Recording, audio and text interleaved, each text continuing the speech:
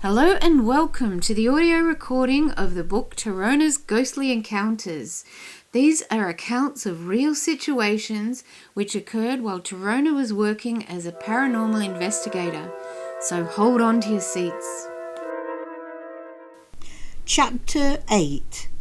Impressive ghostly image at Belgrave Hall. Legend of the Black Anus. Dealer upset by mischievous ghost.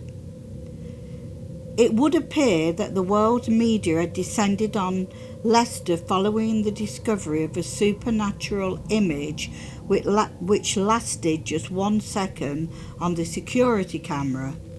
Various experts are examining the image that was recorded by the security camera at the 18th century Belgrave Hall. I spoke to the museum assistant, Bill Garrett, who admitted that he did not believe in ghosts. He showed me the video footage that sparked off all the media interest. Although a team of experts on paranormal activity had been studying the material, they had to date still not been able to explain what it could be. The ghostly image appeared on film at 5 a.m. on December the 23rd, 1998. The camera, which normally records an image every second, was frozen for the 5 seconds when the ghostly sightings appeared. One theory is that the camera was stopped by a sudden surge of electricity in the atmosphere. The hall, which was the family home of Leicester MP John Ellis, had the reputation for being haunted, with many unexplained incidents over many months. The Meteorological Office confirmed that atmospheric conditions were not to blame for the appearance of unidentified images on the security camera. On the morning of December 23rd, the Met Office could confirm there had been no lightning, sleet nor snow in Leicester. The Met Office said there was intermittent rain and a 5-mile-an-hour wind, but nothing which could have been responsible for the ghostly sightings. There are many theories, said Mr. Garrett, while showing me the actual spot the ghostly image had appeared from. Many so-called experts have said the image was everything from a moth to a leaf. Anyway, here is what I got from my ghost investigations at Belgrave Hall. The ghostly image was impressive, and I had seen similar whilst doing other ghost investigations in the past.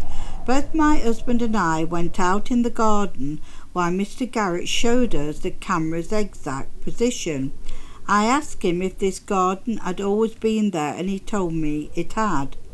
The reason for my question was that I had a distinct impression of 2 people's bodies being under the ground.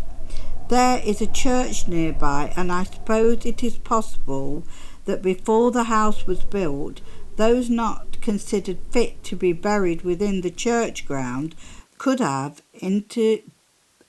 been buried on land now occupied by the house's garden.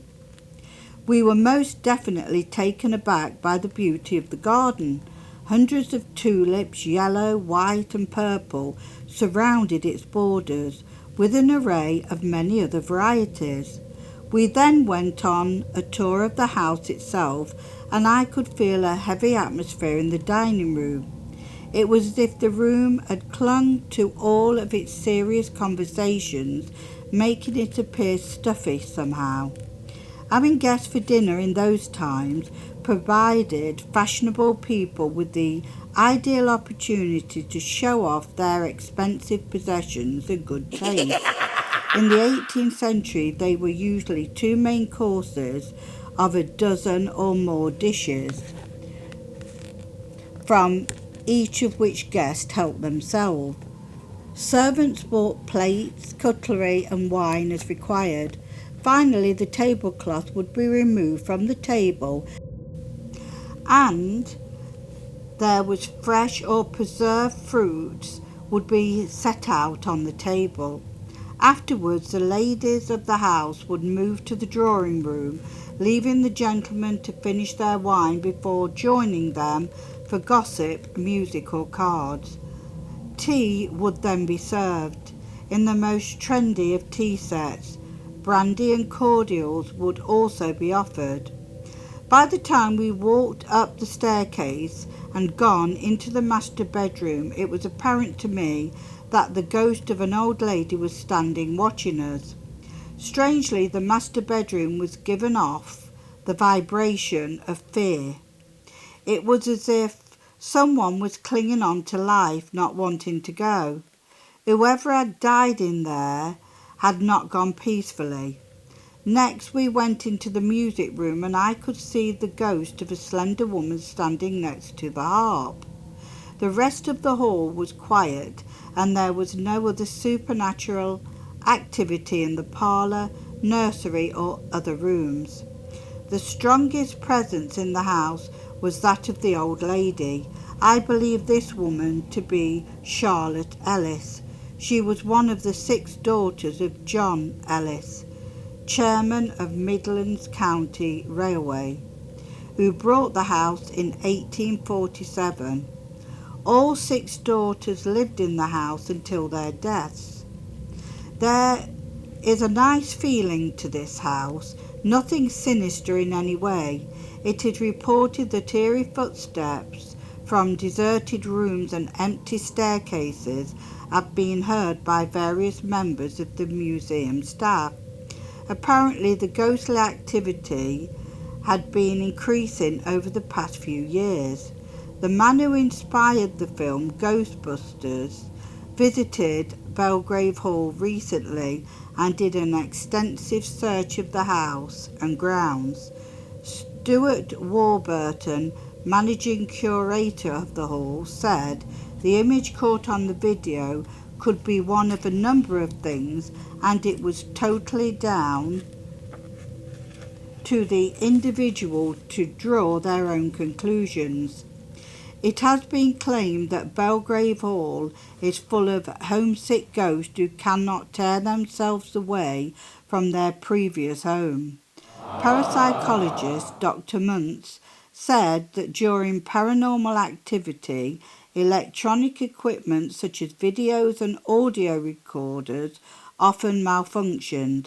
This type of paranormal phenomena is frequently used by spirits being attempted to draw attention to themselves. In this case, they certainly succeeded.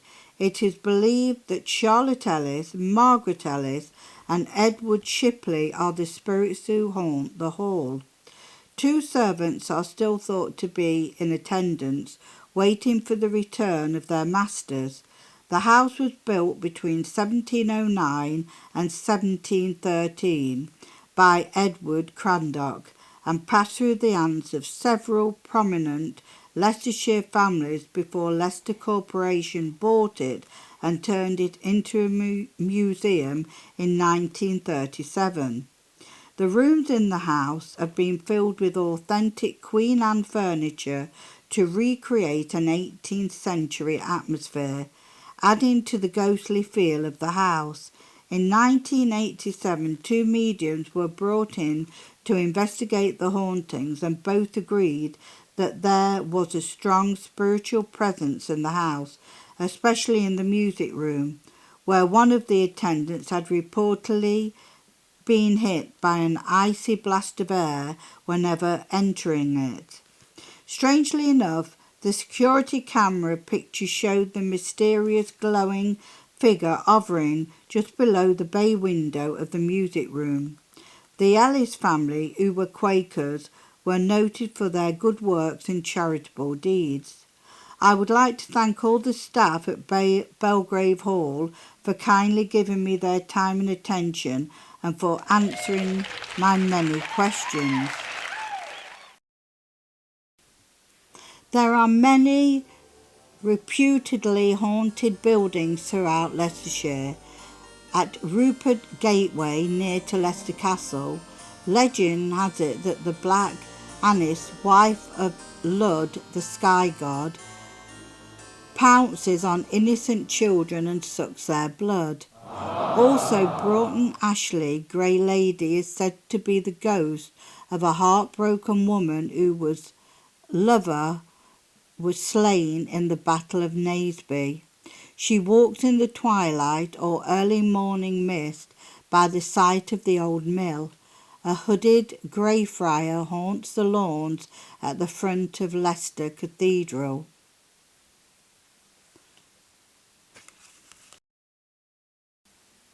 Now, a final tale just to prove that some ghosts have a sense of humour. A Mr. James contacted me with his experience. Here it is in his own words. I had been out all night, wheeling and dealing, and arrived home at around 8:45 a.m.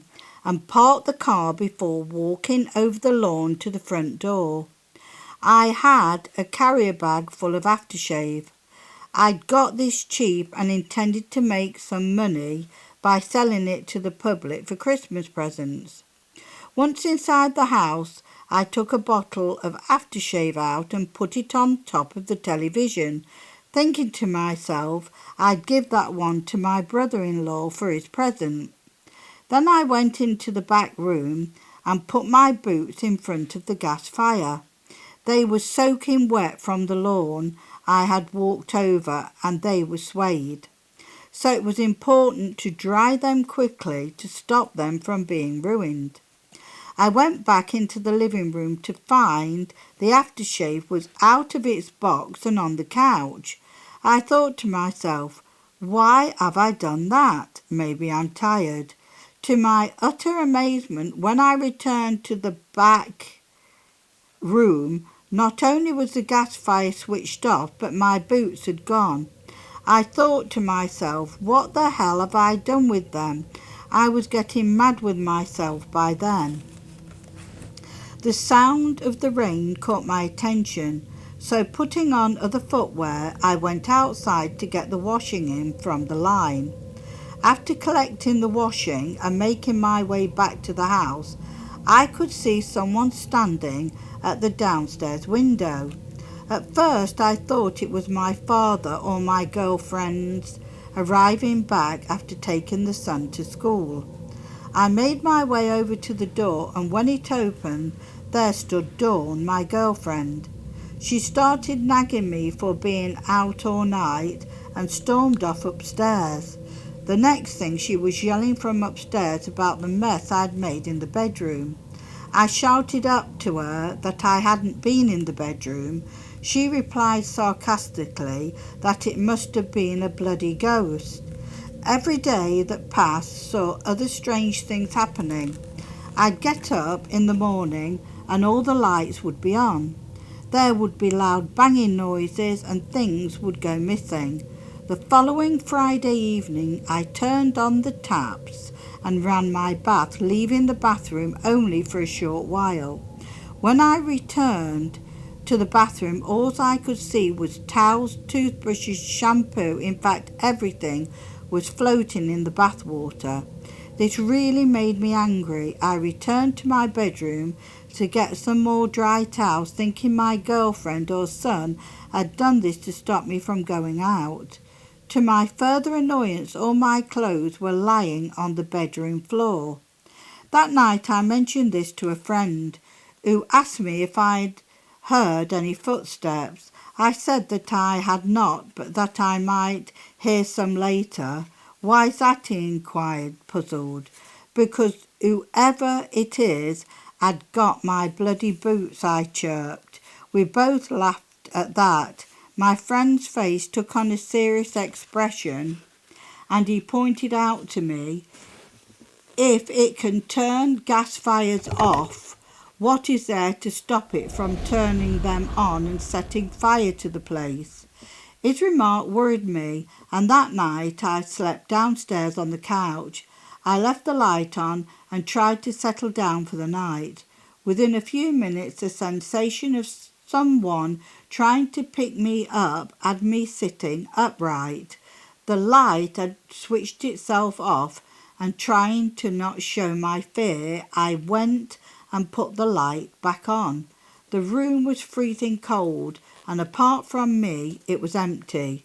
When I told my next-door neighbour Frank what had been happening, he told me about the couple who had lived here before us.